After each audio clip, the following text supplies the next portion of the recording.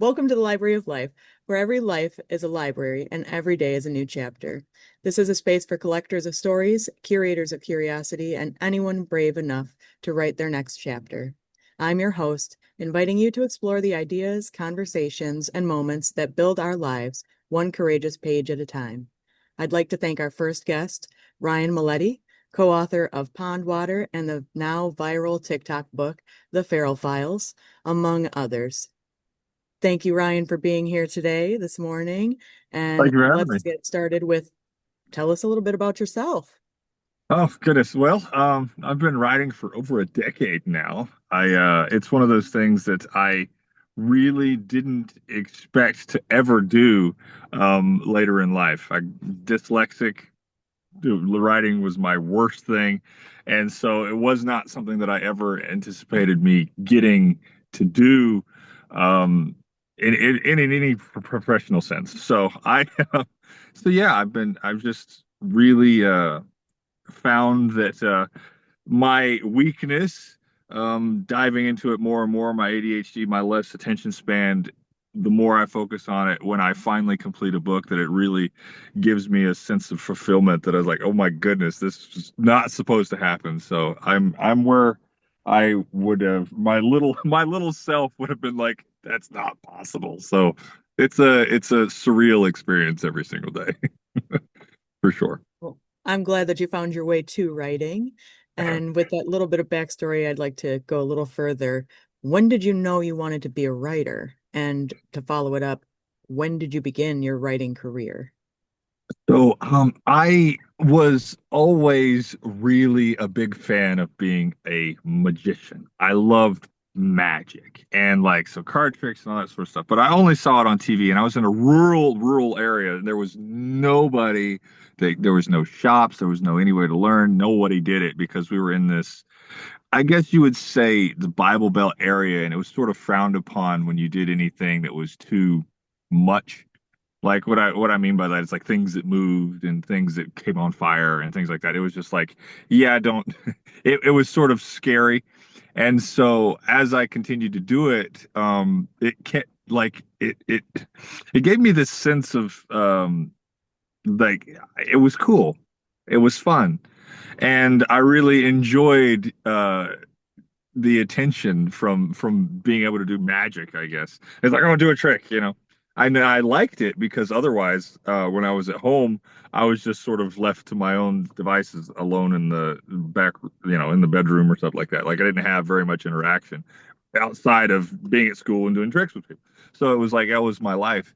And but I could never make any money out of it. So as I continued to do magic, it was just like there was no street performers. There was nobody getting tips. There was nothing like that. So I just started to, well, what can I do with this? Maybe I could sell a book. So I started to write my stories of just guys doing tricks and all this sort of stuff because that was my passion. That was my dream, was to be a magician. But then it was just like, I can't sell this, or no one's going to like it unless I reveal how the trick is done. And that kind of defeated the purpose in me. And I was like, well, because I was creating trick after trick after, there was like 20 tricks a day that I could just freelance off of. And that's really how I got my start, because I got reached out by a lot of professional magicians, and I got to work with them because of that. I did some things on YouTube way back years ago, and they loved it, and they wanted me to be a part of their stuff and help them improve. But my tricks never got anywhere. And so it was like I couldn't make any money. I couldn't perform. And then, but that's how I started originally writing, because I didn't want to lose that creative spark, ability to create. And so I found myself naturally going, well, what could I create that wasn't magic or revealing? Well, let me get into this sci-fi thing. So I started writing this sci-fi book. I was like, okay, I'm going to write the best sci-fi book ever. Just really wild, really creative, really dive into it. And it flopped. And there were people around me that watched me fail, and I was just like, uh. But then along came some friends that were just like, no, just keep going, like you'll do this. And then Brenda was just like, I want to write a book, another book. And I'm like, what do you mean another book? And I didn't know this, but she literally was the number one poet on earth. Like it was like me sitting down with like Edgar Allan Poe, or like so like just like how are you this poet? Like you never told me. You go to the Library of Congress, The Colors of Life, the first page is her poem, got an Editor Choice Award. I was like, wait a minute, wait. You're the one, you're number one. Hang on. Why is it why did I not know about this? And so I was like, yes, let's write a book. Like I want to learn, I want to do this because I like if this is all I like if this is because there's nothing to do in this area besides because I can't go out and street perform. I can't do that. Let me write and then share that with the world in some way. And so we started writing Pond Water, and Pond Water literally um, was a book of labor of love of me learning from Brenda, her techniques and stuff. Is like, no, that's terrible. No, that's this. No, that's that. No, you need to do this. And it took off like fire because I was like, okay, well, ode to her. Let's take this learning that I got from Brenda, and let's do good with it because she taught me how to write through working with going over this book with me. And yeah, we just gave everything to her, all the proceeds to her to take care of her medically. And that story of her having a new book and then me coming and everything just coming together, me helping her get it out there, and because it was her original idea, the whole thing took off like crazy. And that ended up skyrocketing the number seventh book ever on the entirety of TikTok. So it's like it's sold top seven most sold book on the entirety of TikTok. Yeah, it's in the top 10.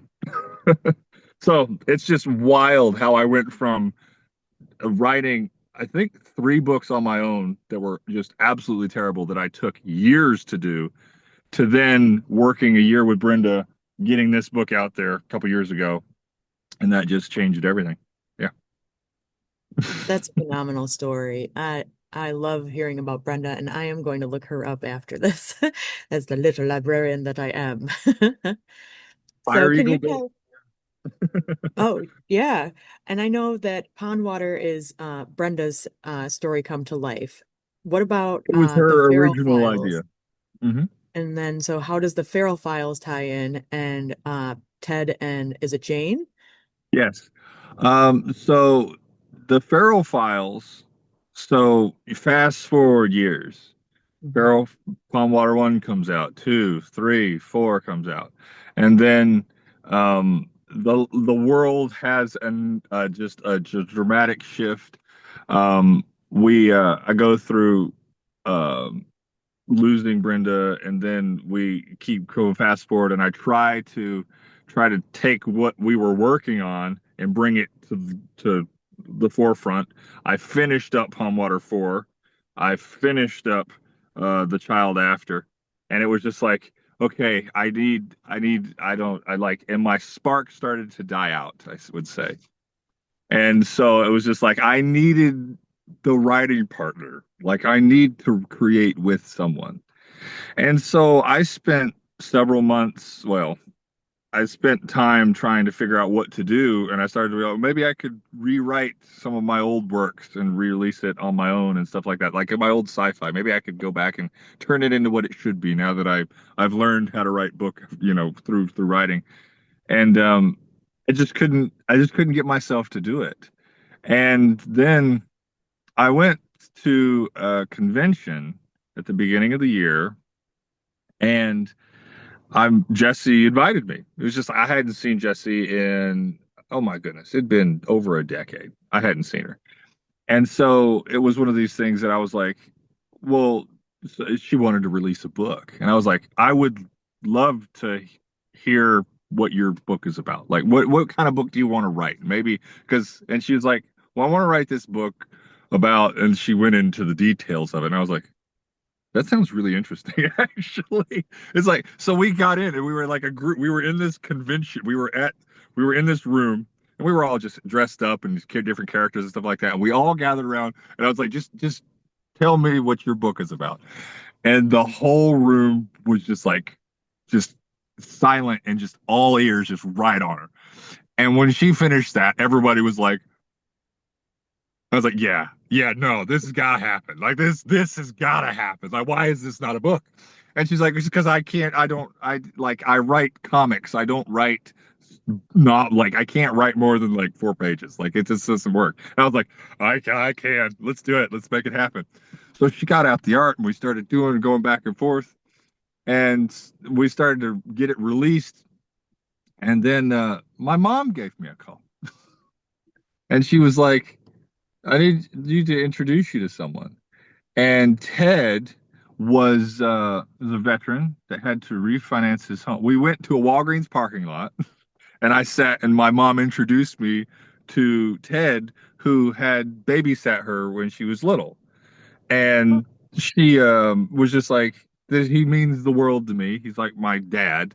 And I was like, well, what's going on? And he's like, and then we learned that he had to refinance his home to basically save his wife's life. She had to have a surgery and cancer treatment and stuff, and the insurance denied coverage for it, even though they had been paying in the insurance for over a decade.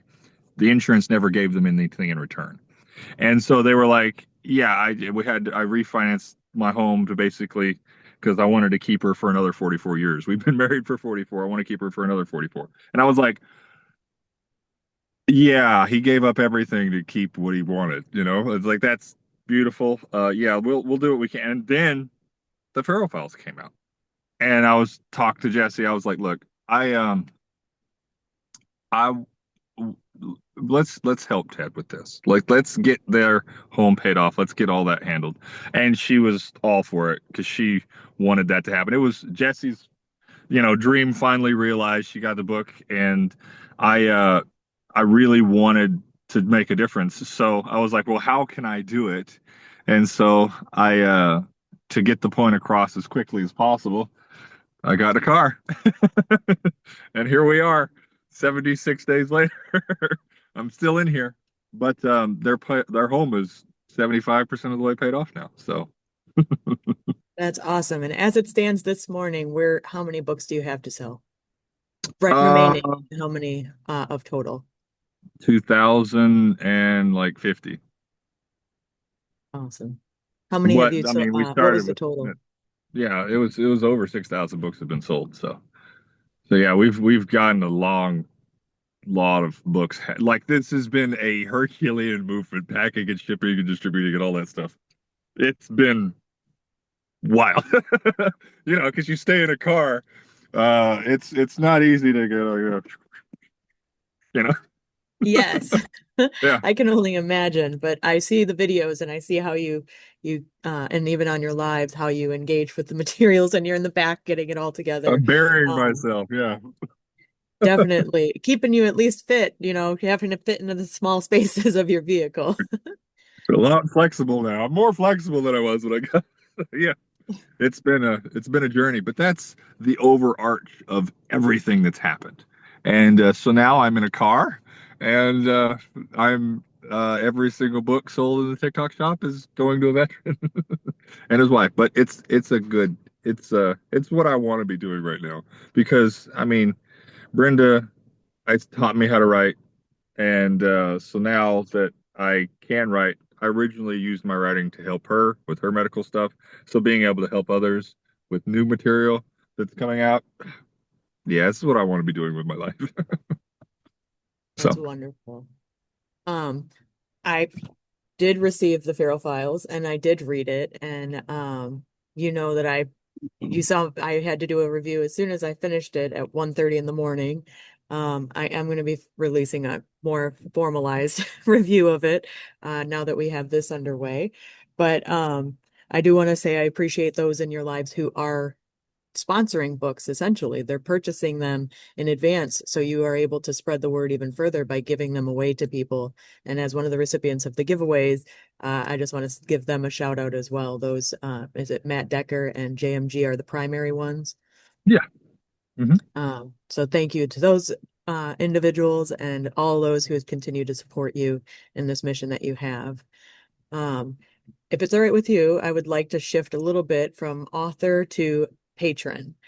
And for this part, it's going to be a little bit rapid fire because we want to make sure we can have time to hear your answers, but also have a little fun. So you have a car full of books, and I figured it was only appropriate if we could do a little challenge while you're answering. We each add a book to the top of our heads to be Okay. perfectly Okay. balanced All right. librarians. Yeah. Okay. And if This it is topples, it's okay. It's just for the fun all of it. right. Um, Get ready. we'll see where we go. We'll see how far we go. I have a stack of, I believe, 10 here. I have a couple more around me, but all right, you ready? Yes. So, first question, first book. When was the last time you used the public library? Oh my goodness. I used the public library a few weeks ago to meet up with Ted because we needed a place to meet up. So yeah, I met up with him at a public library. That was before I met him at, well, no, goodness. Now because I've been in a car for so long, it's been some months. Yeah. But yeah, I met up. That was the first place that I met up with Ted outside of Walgreens. Libraries are public meeting spaces. They are essential public spaces, as I like to say. Do Yes. you have your library card on you? Are you a diligent patron of the library? Do not have it on me, but I do have several library cards. I do.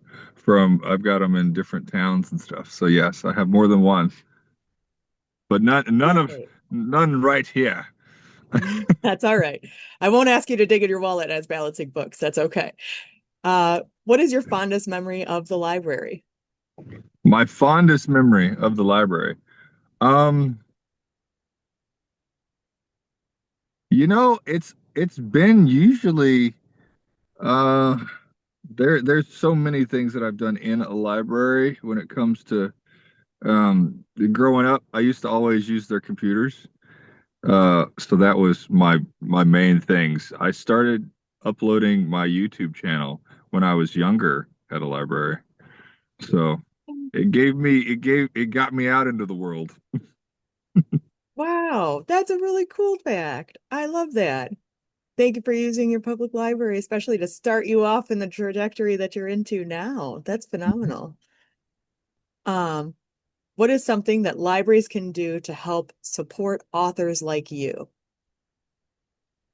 Well, just make it available. The availability of your books being, having somebody be able to get one of your books.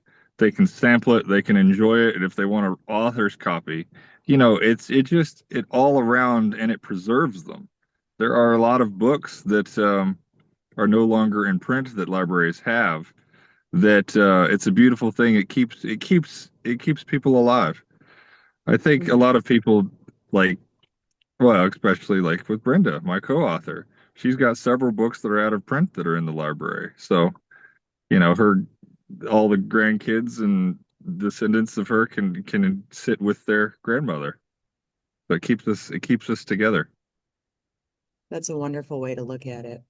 And for these final two, it's up to you if you want to keep the books. I am because I'm very impressed with where we're at, how many we've done, and that they're staying. But the final two, where or is there any questions that I didn't ask or anything that you'd like to highlight before we are closing out this interview? Oh my goodness, there's so much that we can dive into. I just don't think we have the time. So a But I part will, two is in order, is what I'm yes, hearing. a part two would be in order. But I do, so this is a lovely thing you're doing. I really appreciate all the bringing authors together, and having a librarian is just magical in its own way. So yes, you're you're bringing the magic into the book world by being a librarian as you are. Yes, this is wonderful. Thank you. My favorite thing to say about the library is you're only limited by your imagination at the library. And so it feels only appropriate to connect with imaginative people and those who hold on to their creativity and that curiosity for life and help shine light on them. So I appreciate you, appreciating me. And your work is resonating with people. And so um, I'm happy to advocate for it to be added to my local library. And with that, outside of libraries, where should people go to find your work? Well, honestly, the best place to do is just go to TikTok and type Ryan with an I, Rian books, and you'll find me because I'm really, yeah, I'm I'm hidden in there somewhere. Or Pond Water Book. Pond Water Book usually gets people to find me pretty quick, and but mostly TikTok. I'm in 500 stores across America, and I'm on Amazon and things like that. But the problem is, none of that goes to getting me out of this car. It's only TikTok. So, All yes, I right. have works everywhere, but TikTok's where it's at for me for the moment. And it is getting colder, so we're going to continue to advocate for people to help support this wonderful mission, as well as to help support getting you out of the vehicle until that before that cold wind comes your way. We've already gotten a little taste of it. So thank you for all that you're doing for Ted and Jane, and that you've done for Brenda, and bringing Jesse's story to life, as well as your own interpretations of the world. Thank you, Ryan, for your time this morning, and thank you for visiting the Library of Life. Thank you End for having scene. me. Yeah. Yay! Hey, it stayed up there. I was gonna like Yes, we sit here both and did great. I was gonna press it up against the top and just hold it, but I was like, nah, I'll balance it.